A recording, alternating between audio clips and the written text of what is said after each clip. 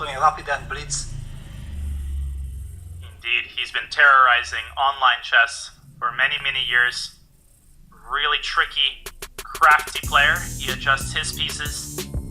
And you can just tell Peter, I mean, I'm exhausted. It's only round 3. I can't even imagine what the players are going through. 4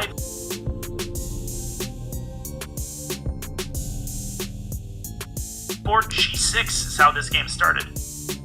Yes, and exactly because of this that it's so intriguing, we have to take it from the beginning. First of all, White plays Knight F3, seemingly a super solid setup. He had D6, Bishop D3, Knight C6, C3. White has just pushed his pawn to C3, so what kind of King's Indians are we talking about? Take a look. Black goes E5. It's very important for Black to delay the development of the Knight on G8. Now Black is putting pressure on the D4 pawn. And with the Bishop, the Knight and the E5 pawn, so White has to react. Magnus decides to go D5, and after Knight C7, C4, we are getting the King's Indian structure: F5, Knight C3, Knight F6, Knight G5, castles, C6. And of course, White is trying to hamper, or shall I say hamper, the development of Black's kingside attack by situating a knight on E6. This is the classic King's Indian idea, because by eliminating the light-squared bishop, White's making it much more difficult for Black to orchestrate the pawn storm on the king side, but you want to choose the right moment for knight e6. If you play that move too soon, Black's going to snap that knight off and very likely win the pawn on e6 with queen to c8. So it's not as simple as that. Yeah, it takes queen c8, and that is why Black has a pawn on c6 to prevent knight to d5 in this position.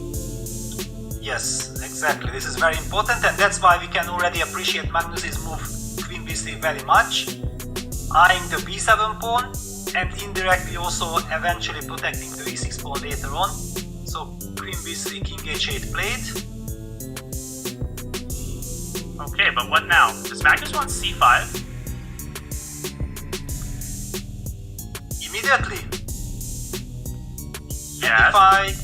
Yes, it's tricky. It's very tricky. But can I include some h6?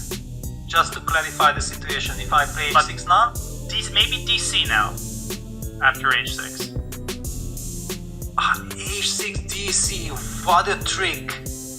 Beautiful, what a trick. So easy to fall for. Yeah, I wanted to clarify the situation with h6, but it's a double attack. Knight f7 check is a stat, and after h takes g5, c6, b7, wins back the material, and White wins the game. But Magnus opted for bishop d2. But now I'm really puzzled, because, okay, let's say I play h6 and force your hand.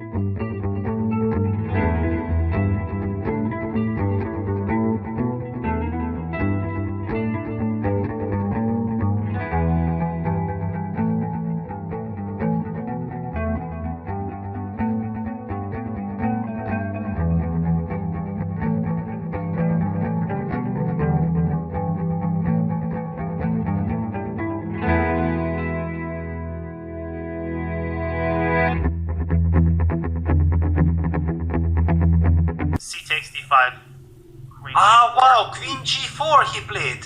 And Magnus even here played the move Bishop F1. Wow, that's a stunner. Yep. To be honest, that's a stunner. Now everything makes sense. Queen G4 was a very clever move, as it looked, because Black is setting up the idea of H5, H4, and the Bishop apparently is unable to move from D3 because of the hanging E4 pawn.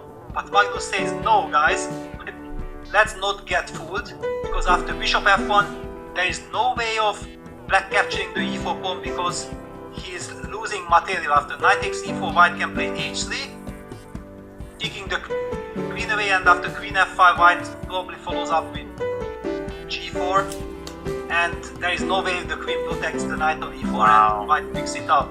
What an incredible sequence of moves. Bishop F1 was so easy to miss. Looks like Magnus is potentially taking over the game, but the game is somewhat stabilized. We have a clear structure, and we've got some crazy action on the other top boards. I think we have to go, Peter, to the game Report versus Pankratov to be created. Yes, everything is blocked. No way to open up. White's king is perfectly safe.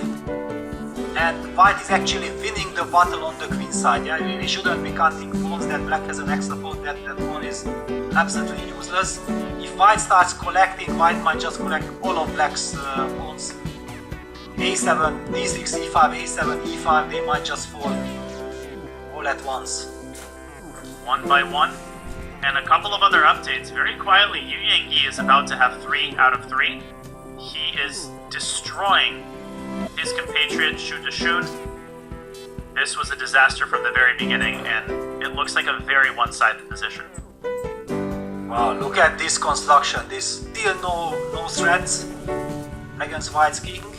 So yeah, and besides there is this Volodya Murzin FIDE,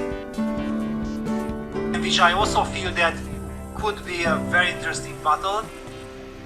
What do we have here? Okay, it's a rather calm endgame. 7, Rook G7, King G7, and then to give the check on G1 and move in with the queen. I'm pretty sure this is what Sergey is calculating, but maybe it's unnecessary. Maybe you just play a slow move like Rook G3 or Rook G2. Yeah, because